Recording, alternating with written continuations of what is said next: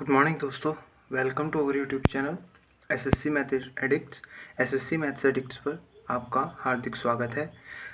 Last video में हमने साझा चैप्टर यानी कि पार्टनरशिप चैप्टर की बी एक्सरसाइज करनी स्टार्ट की थी और क्वेश्चन नंबर 9 तक हमने कंप्लीट भी कर लिए थे। आज हम क्वेश्चन नंबर 10 से करना स्टार्ट करेंगे। 3 साझेदार ए बी सी एक व्यापार आरंभ करते हैं। ए को प्रबंधक तथा बी को सहायक प्रबंधक के रूप में कार्य करने के लिए कुल लाभ का 10% और 5% मिलता है। देखो यार, ए जो है वो प्रबंधक है, मतलब मेन रूप से जो है उसका मतलब कि मेन इंचार्ज जो है वो ए है। और ऐसे समझ लो जैसे स्कूल में प्रिंसिपल और वाइस प्रिंसिपल होते हैं, है ना। और यहाँ पे बी पर 5% मिल रहा है बी को। शेष लाभ को उनकी पूंजी के अनुपात में बांटा जाता है। इस व्यापार में ए तथा बी की पूंजी, देखो यार ए की पूंजी कितनी है, ए की पूंजी है तुम्हारी 70,000। बी की पूंजी कितनी है, बी की पूंजी है तो 70,000 नहीं 50 है इसमें ना, और इसकी है तुम्हारी 6 लाख, है ना। और यदि बी को कुल लाभ का 35% मिलता हो, मतलब कुल लाभ का 35% किसको मिल रहा है, बी को मिल रहा है, तो सी की पूंजी ज्ञात करें। मतलब कि ये सी की पूंजी नहीं पता हमें, ये सी की पूंजी ज्ञात करनी है हमें, है ना। देखो यार, अब हमने क्वेश्चन पढ़ लिया है क्या कि ए बी सी 3 साझेदार हैं। ए जो है वो तुम्हारा प्रबंधक है, इसलिए उसको 10% मिल रहा है लाभ का। बी को 5% मिल रहा है क्योंकि वो सहायक प्रबंधक है। और उन्होंने क्या किया कि भाई ए ने 7 लाख रुपए लगाए, बी ने 6 लाख रुपए लगाए। तो सी की पूंजी ज्ञात करनी है अगर टोटल लाभ कुल मिलाकर 35% मिलता है कुल लाभ का बी को, है ना। अब देखो यार, क्वेश्चन देख लेते हैं, है ना। क्वेश्चन तो हमने रीड कर लिया। अब देखो यार, ए की पूंजी हमें निकालनी है ना। एक काम जो करो यार, तुम ए की पूंजी मान लो। ए की पूंजी मैंने x मान ली, है ना। और इनका अब अनुपात निकाल दो। चलो अनुपात निकाल देते हैं। लेकिन तुमने एक बात देखी यार, यहाँ पे तो देखो लाख में है, यहाँ भी लाख में, यहाँ खाली x है। तो क्यों ना यार इसे x गुणा 1 लाख मान लो। उससे फायदा पता क्या होगा, ये 5 जीरो, ये 5 जीरो, ये 5 जीरो कट जाएंगे और ये 7:6 x का अनुपात आ जाएगा। और ये किसका अनुपात आएगा, ये आएगा तुम्हारा लाभ का अनुपात। ठीक है, कोई दिक्कत नहीं है। अब देखो क्वेश्चन को ध्यान से समझना। उसने कहा है कि कुल लाभ का 10%, तो क्या कुल लाभ का 10% को, कुल लाभ का 5% बी को। अब मैंने तुमसे पहले बताया था अगर पार्टनरशिप में कभी भी लाभ मानना हो ना तो इनके योग में मानना जो यहाँ नंबर दे रखे हो। वैसे देखो, हम अगर कभी प्रतिशतता में कुछ मानते हैं तो 100 मानते हैं, है ना। लेकिन हम क्या मानेंगे यहाँ पे, तुम्हारा कुल लाभ जो मानेंगे ना हम, यहाँ कुल लाभ हम मान लेंगे 4200। पता क्यों, देखो 100 तो मुझे नहीं मानना था क्योंकि प्रतिशतता है इसलिए। और 4200 मैंने इसलिए माना यार क्योंकि 7 छंग 42 होते हैं, 7 गुणा 6 42 हो जाएगा। इससे क्या होगा, तुम्हारी कैलकुलेशन में प्रॉब्लम नहीं आएगी, फ्रैक्शन में वैल्यू नहीं बनेगी। चाहे तो तुम देख लेना, है ना। देखो ए को मिला बराबर, अगर मैंने 4200 पूरा लाभ मान लिया तो ए को कितना मिला होगा, ए को कितना मिला होगा यार, देखो ध्यान से देखना। ए को मिला होगा कुल लाभ का 10%, और इसका 10% निकालोगे तो 420 आ जाएगा, है ना। और बी को कितना मिला होगा, बी को मिला बराबर, बी को कितना मिला होगा, बी को मिला इसका 5%, इसका 5% मिलना है ना कुल लाभ का। देखो यार, कुल लाभ का 5% निकालते हैं, है ना। देखो कुल लाभ का अगर हम 5% निकालेंगे तो अगर मैं 4200 का 5% निकाल दूं तो 100 से 100, 100 से 100 कट जाएगा। और ये 5 की गुणा कर देंगे 42 से, ये आ जाएगा तुम्हारा 210। मतलब कि 210 मिला बी को कुल लाभ में से, है ना। अब मेरी बात देखो ध्यान से देखना यार। और उसने कहा ये जब इनको मिल गया ना, उसके बाद जितना भी बचा वो इनके पूंजियों के अनुपात में लाभ बढ़ गया। ठीक है, अब देखो ध्यान से, इसे ये कितना लाभ हो गया देखना, जोड़ गया यार 0 3 630, मतलब 630 पूरा निकल चुका है ना। 630 निकल गया ना। देखो यार, कुल लाभ तो 4200, ठीक है। और उसमें से 420 मिल गया ए को, 210 मिल गया बी को, और जितना बचा अब वो अब इनकी पूंजियों के अनुपात में बटेगा। तो कितना बचा अब 4200 में, देखो शेष कितना बचा, शेष लाभ, शेष लाभ की अगर मैं बात करता हूं तो वो बचा 4200 माइनस 630। और जब इसमें से मैं इसको माइनस करूंगा तो 0, और ये हो जाएगा 7, ये हो गया 5, और ये हो गया 3, यानी कि 3570 रुपये बचे। ठीक है, मतलब 3570 रुपये अब इनकी पूंजियों के अनुपात के हिसाब से बटने हैं। अब मेरी बात ध्यान से सुनना यार। उसने कहा यदि बी को कुल लाभ का 35% मिलता है, मतलब अगर मैं सिर्फ बी की बात करूं, सिर्फ बी की बात ध्यान से सुनना। देखो यार, बी का लाभ, ठीक है, देखो बी का लाभ क्या होगा, बी का लाभ जो होगा वो क्या होगा, बी का लाभ देखते हैं। देखो यार, उसने कहा कुल लाभ का 35% बी को मिलता है, ठीक है। कुल लाभ का 35%, मतलब कुल लाभ का 35% तुम निकाल दो ना यार। कुल लाभ का 35% मतलब क्या, 4200 गुणा 35/100, ये बी का लाभ हो गया, है ना। बराबर वैसे बी का लाभ कितना हो रहा है, वैसे मतलब जैसे हम क्वेश्चन में करते थे मतलब कुल लाभ इतना है जो बटना है पूंजियों के अनुपात में, और अनुपात इतना इतना, तो हम क्या करते थे 35/70 बटे इनका योग, मतलब कि 7 और 6 कितना 13, और plus x, 13 plus x unit का ही मान क्या हो जाएगा, देखो यार 13 प्लस एक्स यूनिट मान का ही क्या मान हो जाएगा तुम्हारा, ये 3570 हो जाना है ना। और ये इसके बटे में पहुंच जाना है, तो ये इसके बटे में पहुंचना ही पहुंचना है, ठीक। अब एक यूनिट का मान हो गया, ये हमें निकालना है किसका, बी का, क्यों, क्योंकि बी का ही तो लाभ ले रहे हैं हम, तो बी का कितना हो जाएगा 6 से गुणा कर दूंगा, है ना। और प्लस ये तो बी को लाभ मिला जो पूंजी के अनुपात में बंटना था, लेकिन एक्चुअल में पहले भी उसे 210 रुपये मिल चुके थे, 210 रुपये, कोई दिक्कत है नहीं। कुल लाभ का 35% बी को मिला, और बी को एक्चुअल में कितना मिल रहा है, टोटल है इतना, बटे में भाग कर दिया, मतलब जो हमारा अनुपात के हिसाब से टोटल आ रहा है, तो 1 यूनिट का मान आ गया, 1 यूनिट का मान ये हो गया, तो बी का मान निकालने के लिए मुझे 6 यूनिट का मान निकालना पड़ेगा, तो 6 से गुणा कर दी मैंने। ये ऐसे ही है कि मतलब तुम्हारा 13 प्लस एक्स का मान, 13 प्लस एक्स यूनिट का ही मान कितना हो गया 3570, 1 यूनिट का मान इसके बटे में आ जाएगा, और 6 यूनिट का मान का 6 से गुणा यहाँ भी और यहाँ भी, ये वही तो किया मैंने जो हम पहले से करते हुए आ रहे हैं, ठीक है। इतनी बात समझ में आ गई, बस अब कुछ नहीं है, इसे सॉल्व करना है। 0 से कट गया 0, यहाँ 0 से 0, 35 दूनी 70 और 14 चौका 56, 1 मिनट, ये हो जाएगा तुम्हारा 1470, है ना, ये 1470 हो जाएगा यहाँ पे, ठीक है। बराबर ये कितना हो जाएगा 35, 0 6 गुणा 6 हो गया 13 प्लस एक्स प्लस के 210, है ना, ठीक है। अब देखते हैं यार, देखो ये कितना होगा 1470 माइनस हो जाएगा 210, ये 210 इधर आके माइनस होगा ना, बराबर कितना हो जाएगा, इसको ऐसे ही रहने दो अभी, है ना। इसको माइनस करते हैं, कितना हो जाएगा 0, इसमें से इसको माइनस 7 में से 1 गया तो 6, और 14 में से 2 जाएंगे तो 12, बराबर 3570 गुणा 6 बटे तुम्हारा कितना हो जाएगा यार, देखो ये 13 प्लस एक्स, है ना। अब देखो यार ध्यान से मैं यहाँ कर रहा हूँ इसकी कैलकुलेशन, अब ज़्यादा कैलकुलेशन नहीं है इसमें, 6 से काटो यार, देखो इसको 6 से कटेगा, 6 दूनी 12, 6 एकम 6। अब जब मैं 13 प्लस एक्स की गुणा यहाँ करूँगा ना 210 में, तो कितना आ जाएगा, क्रॉस मल्टीप्लाई से गुणा यही तो होगी ना इसकी, है ना। तो देखो कितना आ जाएगा, 13 दूनी 13 एकम 13 चला, 13 दूनी 26, 27 30 बराबर, प्लस पहले इसकी गुणा इसमें हुई, फिर 210 की गुणा एक्स में भी तो होगी ना, तो कितना हो जाएगा, अब देखो यार 13 की गुणा तुमने इससे कर दी, और अब x की गुणा इससे करो, कितना हो जाएगा 210 प्लस 210 इंटू एक्स, बराबर कितना हो जाएगा तुम्हारा, दे ही रखा था तुम्हारा कितना भाई ये 3570, तो 3570 यहाँ आ गया, कोई प्रॉब्लम नहीं है। अब देखो यार ये बच जाएगा 210x यहीं पे, ये जब इसमें से माइनस होगा इधर जाएगा, कितना बचेगा 4, और ये हो जाएगा 8, है ना। तो x बराबर कितना आ जाएगा 840 बटे 210, 0 से कट गया 0, 21 से कट गया 4 बार, यानी कि x का मान 4 आ गया, x का मान कितना आ गया 4 आ गया ना। तो बस c की पूंजी कितनी थी, c की थी x गुणा 1 लाख, है ना। c की पूंजी कितनी थी यार ये बताओ मुझे, c की पूंजी थी x गुणा 1 लाख, है ना। x की मान कितना है 4, तो कितनी हो जाएगी भाई पूंजी, 4 लाख रुपए हो जाएगी, ये इसका आंसर हो जाएगा। देखो यार दोस्तों एक बार और देख लेते हैं ना, हमने क्या किया इस क्वेश्चन में, देखो ये 7 लाख था, ये 6 लाख था, है ना। तो बस इसमें से 0 0 कटे यहाँ पर, और ये अनुपात में आ गया, फिर ये हमने a को मिला जो इतना भाग वो लिया, हमने b को जो भाग मिला वो लिया, उसके बाद इसमें से माइनस किया, फिर ये करते गए हम, इसको 1 से 2 बार करना तो आराम से क्वेश्चन समझ में आ जाएगा। क्वेश्चन नंबर 11 देखते हैं, 4 साझेदारों के व्यापार की कुल पूंजी इतने रुपए है ना। इसमें से आधी पूंजी ए ने लगाई तथा शेष आधा बी और सी ने मिलकर बराबर लगाई।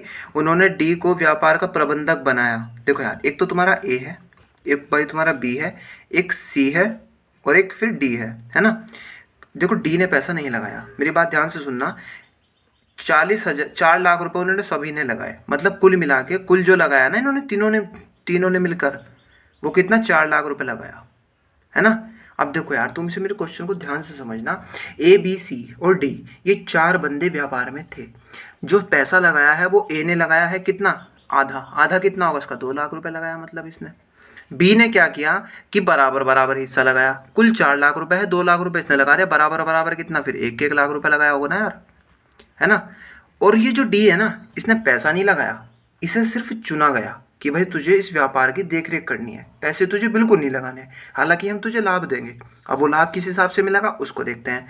उन्होंने डी को व्यापार का प्रबंधक बनाया तथा सहमति हुई कि डी को कुल लाभ का 10% तथा बी और सी को प्रत्येक को 5-5% दिया जाएगा। अब उन्होंने कह दिया कि भाई डी जो तुम हो ना, ये क्या है, प्रबंधक है, मतलब कि व्यापार का प्रबंधक है, ये देख रेख करेगा व्यापार की, मतलब कैसा व्यापार चल रहा है नहीं चल रहा है ना। अब इन्होंने डी ने कहा कि मुझे क्या फायदा होगा इसमें, तो ए और बी और सी ने कहा कि हम तुमको कुल लाभ का ना 10% देंगे, ठीक है। तो डी मान गया उसमें, है ना। देखो यार कितना है लाभ है टोटल, इतना 1260, सॉरी 12,600। तो डी को मिला, डी को कितना मिला होगा यार, 26,400, ये जो बचा है यानी कि 12,600 गुणा इसका 10%, निकाल दो यार, 0 से 0 0 से 0, यानी कि बी को जो मिला ना वो 1260 मिले, है ना। और बी और सी को कितने मिले, बी को मिला कितना, इसका 5%, क्योंकि उसने कहा ना बी तथा सी को प्रत्येक को कुल लाभ का 5% दिया जाए। कुल लाभ कितना है, इसका 5%, इसका 5% निकालते हैं। 0 से 0 0 से 0, 5 छंग 30, हासिल लगे 3, 12 पंजे 60 और 3 63। एक बात ध्यान से सुनना यार, जब बी को इतना मिला तो सी को कितना मिला होगा, सी को भी तो इतना ही मिला होगा जो दोनों को 5% मिल रहा है। तो ये भी इसको इतने रुपए मिले, इसको भी इतने रुपए मिले, इसको इतने रुपए मिले, कोई दिक्कत है नहीं है। अब क्वेश्चन को ध्यान से सुनना, और जो अब जब इनको दे दिया, मतलब डी को 1260 दे दोगे जब तुम, फिर जब बी को तुम 630 रुपये दे दोगे और सी को भी 630 रुपये दे दोगे, तो जो बचेगा ना इसमें से 12,600 में से, वो इनकी पूंजियों के अनुपात में बांट देना।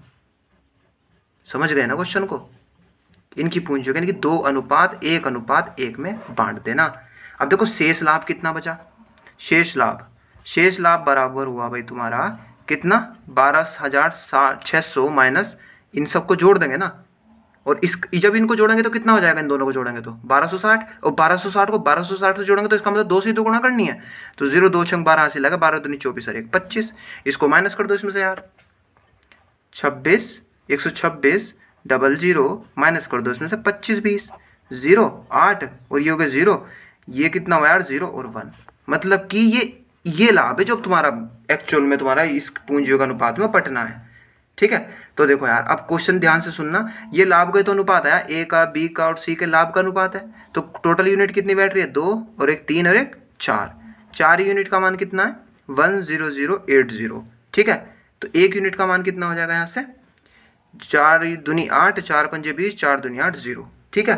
तो उसने पूछा इनमें से कुल लाभ में से ए बी सी का भाग ज्ञात कीजिए, ठीक है। 1 यूनिट का मान इतना हो गया, तो देखो यार अगर मुझे ए का भाग निकालना है, किसका, ए का, तो ए का भाग बराबर कितना हो जाएगा यार, देखो ए का भाग बराबर ये, बी का भाग बराबर ये, और सी का भाग बराबर ये, ठीक है। देखो यार 1 यूनिट का मान 25 20 है, तो 2 यूनिट का मान कितना हो जाएगा, ए का तो 2 यूनिट है ना मान, तो देखो 2 यूनिट का मान कितना हो जाएगा, 0 2 दूनी 4, 2 पंजे 10 जाएगा, 2 दूनी 4 और 1 5, ठीक है। 2 से मैंने सिर्फ गुणा किया है, जब तुम 2 यूनिट का मान हो 2 से गुणा यहाँ भी करोगे।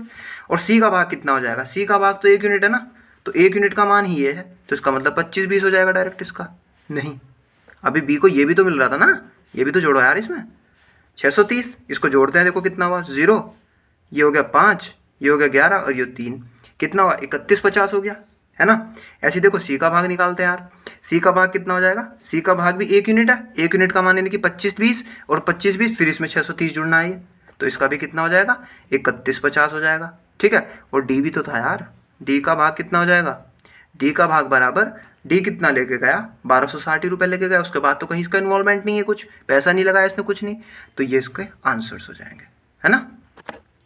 क्वेश्चन नंबर 12 देखते हैं यार, ए तथा बी मिलकर व्यापार आरंभ करते हैं तथा क्रमशः 5 लाख और 6 लाख रुपए लगाते हैं। ए और बी ने मिलकर ना, इसने 5 और अनुपात 6 के अनुपात में लगाए, लाख से लाख कट जाएगा। वर्ष के अंत में कुल लाभ का 12.5% ए को प्रबंधक के रूप में मिलता है। देखो यार ए को ना, ए ने देखो 5 लाख रुपए भी लगाए हैं, लेकिन वो उस व्यापार का प्रबंधक भी है, इसलिए उसको थोड़ा एक्स्ट्रा पैसा भी मिल रहा है, ठीक है। वो भी कितना, कुल लाभ का 12.5%, ठीक है। और कुल लाभ है कितना हमारा 88 1 2 3 4 0, ठीक है ना। इसका अगर मैं 12.5% निकाल दूं बटे 100, तो ये कितना हो जाएगा यार, देखो ये हो जाएगा तुम्हारे यहाँ से 8 की इससे गुणा करूंगा तो कितना हो जाएगा 100, क्योंकि 12 अट्ठे 96 और 5.5 की गुणा करूंगा तो 4, तो ये कितना आ जाएगा यहाँ से 11,000 आ जाएगा, सॉरी 11 लाख आ जाएगा। ठीक है, ये कितना हो जाएगा, ए को मिला। क्यों इसने 4 जीरो ही क्यों लिए, क्योंकि 100 में 2 जीरो तो यहाँ आएंगे 100 में, और 2 जीरो ये तो 4 जीरो हो गए ना, ए को मिला। प्रबंधक के रूप में ए को इतना मिलना ही मिलना है कुल लाभ में से। ठीक है, और फिर जो बाकी बचेगा वो उनके अनुपात में बट जाएगा। बचा कितना, एक बार ध्यान से सोचो यार, 88,000 में से 11,000 तुमने ए को दे दिया, फिर जो बचेगा वो इस अनुपात में बटना है। तो कितना बचा यार, 88 में से 11 गया कितना, 77, 4 जीरो बच गया ना यार, ये शेष लाभ, कोई दिक्कत नहीं है ना, ये शेष लाभ है। और यही अब इस अनुपात में बटना है। 6 और 5 11 ही यूनिट का मान कितना हो जाएगा अब, 77, 4 है इसके पीछे जीरो, 11 सत्ते 77, तो इसके पीछे 4 जीरो।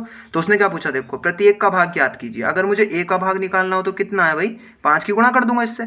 1 यूनिट का मान 70,000 है, तो 5 यूनिट का मान निकालने के लिए 5 की गुणा यहाँ भी, 5 की गुणा यहाँ भी, तो 5 सत्ते 35, और उसके पीछे 4 जीरो, प्लस ये 11,000 भी तो मिल रहे थे उसे, सॉरी ये कितना यार, ये 1 मिनट रुको, इकाई, ढाई, सैकड़ा, हजार, 10,000, लाख, 1,10,000 भी तो मिल रहे थे उसे, है ना। ये जोड़ देंगे इसमें, कितना हो जाएगा 46, और पीछे उसके 4 जीरो। ठीक है, अब मैं बी का निकालता हूँ।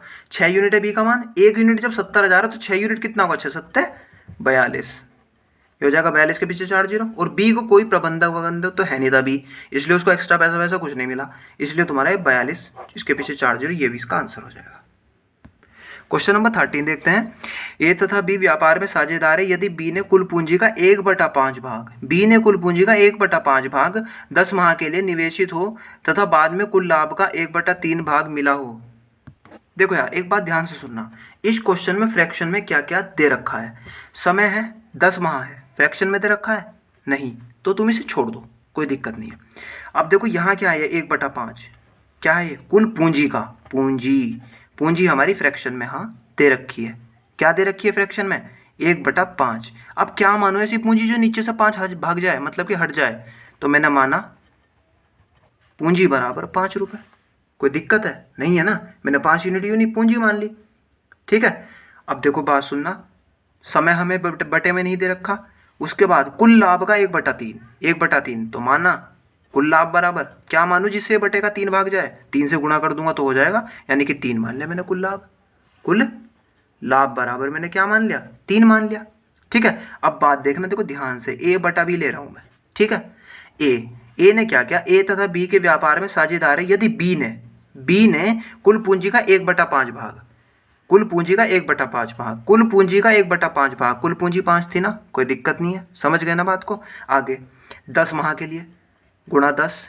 अब मेरी बात ध्यान से सुनना, पूंजी गुणा समय बराबर क्या आएगा, लाभ आएगा, यहाँ नीचे लाभ, और उसके बाद वो कह रहा है निवेशित किया हो तथा 1 वर्ष बाद कुल लाभ का 1/3 भाग मिला हो, कुल लाभ का 1/3, ये देखो लाभ निकल गया। ठीक है, अब मेरी बात ध्यान से सुनना, गौर से सुनना, क्वेश्चन में कहा गया है कुल पूंजी का 1/5 भाग किसने लगाया, बी ने लगाया, तो कुल पूंजी का 1/5 भाग जब बी ने लगाया तो 5 में से जब 1 लगा दिया तो कितना बचा, 4/5 भाग बचा ना। और कितने समय तक लगाया ए ने, कुछ समय नहीं बताया तो x मान लिया। ठीक है, और लाभ, एक बात सुनना, कुल लाभ का 1/3 ले गया तुम्हारा बी, तो कुल लाभ का कितना बचा, 3 में से 1 गया तो 2/3 बचा जो बी को ए को मिलेगा। बस क्वेश्चन हो गया यहीं पे। 4 से 4 कटा, 5 से 5 कटा, 3 से 3 कटा, 3 से 3 कटा, कितना आ गया भैया, 4 गुणा x/10 बराबर 2/1। ठीक है ना, 2 दूनी 4, 2 से काटो 5 बार, x बराबर कितना आ गया भाई, देखो 5 महीने। अब ये क्वेश्चन 2 तरीके से आता है। क्वेश्चन में कहा ए ने अपनी पूंजी कितने माह के लिए निवेशित की, 5 महीने, सही बात है। अगर मैं क्वेश्चन पूछ लेता ए ने कितने माह बाद पूंजी निवेशित की, तो आंसर होता 7 महीने। समझ गए ना कैसे। अब मेरी बात सुनना, ए ने 5 महीने के लिए निवेशित की व्यापार में पूंजी, ठीक है, और 1 वर्ष तक व्यापार चला, तो जाहिर सी बात है 7 माह बाद आया होगा, तभी उसने 5 महीने के लिए पूंजी निवेशित की है। इसलिए 2 तरीके से पूछा जाता है, कितने माह के लिए निवेशित की और कितने माह बाद निवेशित की। अगर कितने माह बाद निवेशित की पूछा होता तो 7 महीने, और कितने माह के लिए निवेशित की तो 5 महीने। ठीक है, क्वेश्चन नंबर 14 देखते हैं। दो साझेदारों ए तथा बी निवेशित पूंजियों का अनुपात इतना है। देखो यार, एक ए है और एक तुम्हारा बी है। इसमें जो पूंजी का अनुपात है ना इनकी, वो कितना दे रखा है? 11:12 इनकी पूंजी का अनुपात हमें दे रखा है। आगे क्या कह रहा है क्वेश्चन में, वो इनके लाभांशों का अनुपात इतना। देखो यार, लाभ का अनुपात कितना है? 2:3। देखो तुम इसे पिछले वाले तरीके से भी कर सकते थे, जैसे हमने वो पीछे किया अभी, मतलब बटे में लेके, है ना, जैसे हमने ये किया था। देखो यहाँ पे, एक मिनट, जैसे हमने यहाँ पे किया ना ए बटा बी लेके, हम इसको भी ऐसे ही कर सकते हैं जैसे हमने क्वेश्चन नंबर 13 किया था, है ना। लेकिन अभी क्वेश्चन नंबर 14 को हम ऐसे देख लेते हैं, फिर दूसरे तरीके से भी करेंगे, वो यहाँ कर लेंगे, है ना। देखो लाभ हो गया इतना। अगर मुझे इनका समय का अनुपात निकालना हो, मैंने साफ बताया था यार, कभी भी समय निकालना हो, पूंजी निकालना हो, तो लाभ के बटे में ही करना है। तो 2/11 क्या होगा? लाभ बटे पूंजी समय होगा, लाभ बटे पूंजी समय होगा, ठीक है ना। 3 चौक 12, 4 दूनी हो जाएगा, इधर क्रॉस मल्टीप्लाई करोगे ना, 8:11। ध्यान से देखना।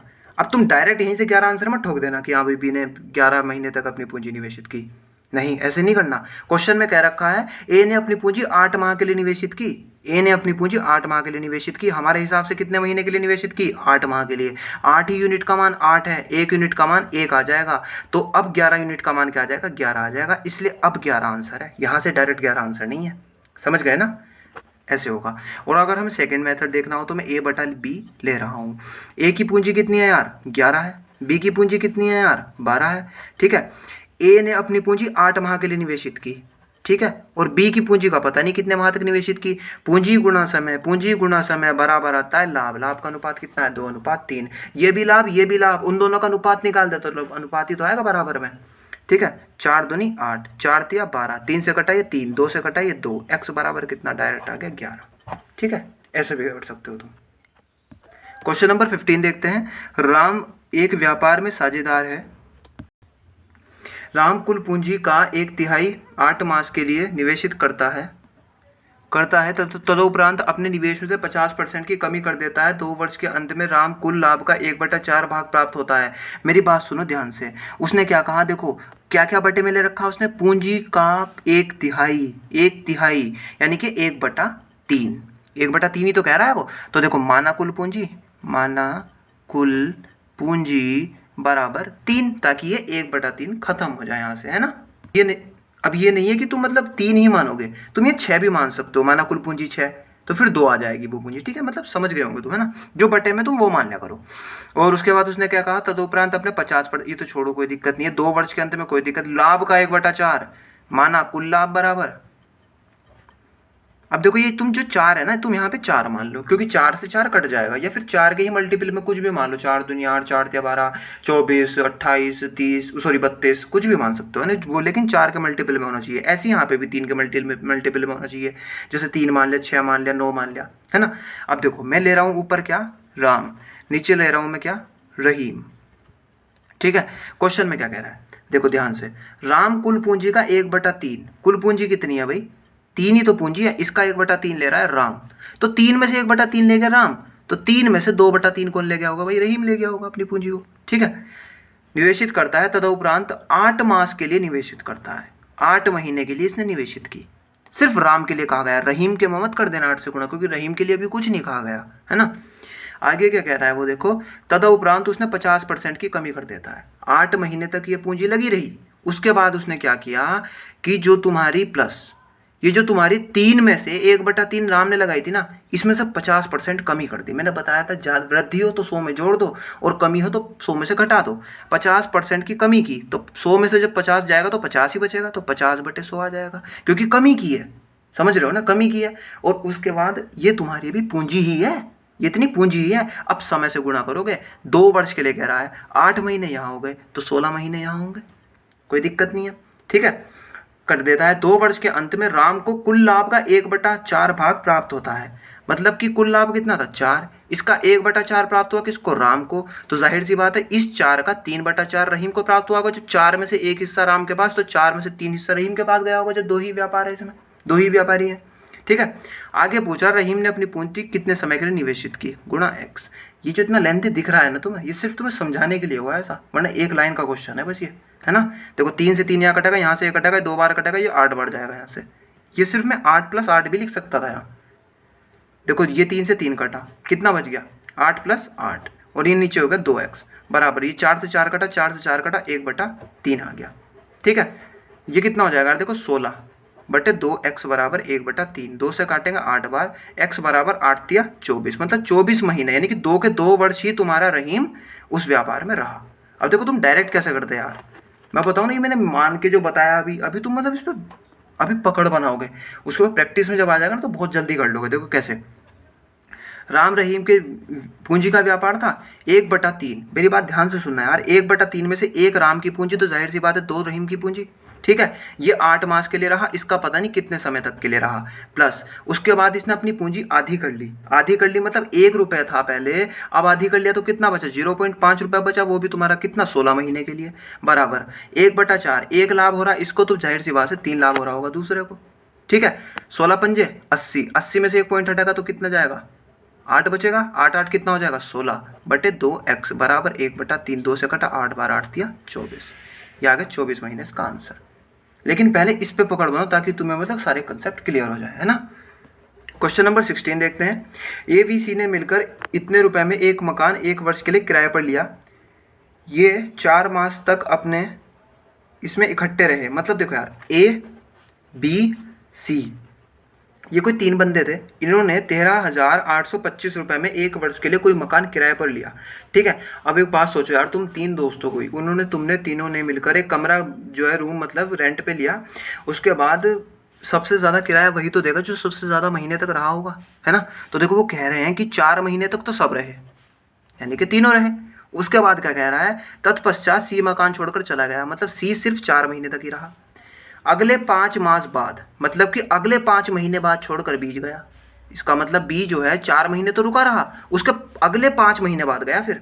तो 5 और 4 कितना हो गया, 9 ना, क्योंकि 4 महीने तक तो रुका रहा और 4 महीने के बाद भी वो 5 महीने बाद गया, तो इसका मतलब 9 महीने हो गया। और जो ये ए है, ए के बारे में कुछ नहीं कहा, इसका मतलब ए 12 के 12 महीने तक रहा, है ना। समझ गए ना। अब देखो यार, इतने के ही अनुपात में पैसा बटेगा इनका, जितने अनुपात में रहे हैं। 12 और 4 16, 16 और 9 कितना हो गया, 25, 25 यूनिट का मान कितना हो जाएगा, 38, 25, 25 पंजे 125 कितना बचा, 13, 25 पंजे 125 कितना बचा यार, 7 25 थे 75, 1 यूनिट का मान आ गया 553। ए का भाग कितना हो जाएगा, 1 यूनिट का मान हो गया यार देखो तुम्हारा 553। तो 12 यूनिट का मान कितना हो जाएगा, 12 गुणा 1, और यहाँ भी तुम्हारी भाई 12 से गुणा, 12 3 36 हासिल लगे 3, 12 पंजे 60 3 63 हासिल लगे 6, 12 6 हो जाएगा 66। ठीक है, ऐसे ही अगर मैं बी का हिस्सा पूछता हूँ तो बी का कितना हो जाएगा यार, देखो बी की 9 से गुणा हो जाएगी, 9 गुणा 553 कितना आ जाएगा, ये हो जाएगा 9 3 27 हासिल लगे 2, और जी फिर तुम्हारा 7 और 45, 45 और 4 49। ठीक है, उसके बाद देखते हैं देखो सी का हिस्सा कितना हो जाएगा, 4 है ना सी का हिस्सा, तो 4 यूनिट, तो 4 की गुणा कर दो, 4 12 हासिल लगा, 4 पंजे 20 21 हासिल लगे 2, 4 पंजे 20 और 2 22, ये इसके आंसर्स हो जाएंगे। क्वेश्चन नंबर 17 देखते हैं। आशीष ने 5 लाख के प्रारंभिक निवेश के व्यापार आरंभ किया। देखो यार 5 लाख रुपए लगाकर ना आशीष ने कोई व्यापार आरंभ किया। प्रथम वर्ष में 4% की हानि, दूसरे वर्ष में 5% का लाभ, तीसरे वर्ष में 10% का लाभ बढ़कर इतना हो गया, और अवधि के बाद उसका शुद्ध लाभ ज्ञात कीजिए। ऐसा क्वेश्चन परसेंटेज में आता था ना कि किसी कस्बे की जनसंख्या 5 लाख है, पहले वर्ष में 10% की दर से वृद्धि हुई, दूसरे वर्ष में 10% की दर से गिरावट हुई, तीसरे वर्ष में 25% की दर से वृद्धि हुई। तो हम क्या करते थे, जो लाभ और जो तुम्हारे, मैंने पहले ही कहा यार देखो, जो अगर लाभ है या फिर वृद्धि है उसे 100 में जोड़ दो, अगर कोई हानि है या फिर कमी है उसे 100 में से घटा दो। ठीक है, उसने कहा 4% की हानि तो घटा दो, 96/100 हो गया, गुणा 5% का लाभ तो जोड़ दो, 105/100 हो गया, 10% का लाभ तो 110/100 हो गया। बस सोल्व कर दो अब इसको, 0 0 0 6 0 1 2 3 4 5 और 1 6 0 ये रहा। अब देखो यार इनकी मल्टीप्लाई करते हैं, कितना हो जाएगा ये, देखो यार 5 ये हो जाएगा यार 5 पंजे 25 और 5 एकम 5, 525। मैंने 5 की गुणा पहले 105 में करी, फिर 96 की गुणा कर देते हैं इससे, है ना। कितना हो जाएगा यार देखो, 0 5 1 3, उसके बाद 5 2 7 4, ये हो जाएगा 0 10 और जी 4 और जी 10 और जी 5। ठीक है, ये हो जाएगा अभी तुम्हारा 5044 और गुणा इसकी 11 से, तो 0 0 11 चौक 44, 11 पंजे 55, ये आ जाएगा इसका आंसर। ठीक है, चलिए यार दोस्तों आज के लिए हम इतना ही रखते हैं। ये हमारी जो पार्टनरशिप चैप्टर था उसकी भी एक्सरसाइज भी कंप्लीट हो गई है। कल से हम नया चैप्टर स्टार्ट करेंगे। अगर आपको वीडियो अच्छी लगती है तो लाइक कीजिए, शेयर कीजिए, कमेंट कीजिए, और अगर आप हमारे साथ अभी अभी नए जुड़े हैं तो चैनल को सब्सक्राइब कर लीजिए। थैंक यू दोस्तों।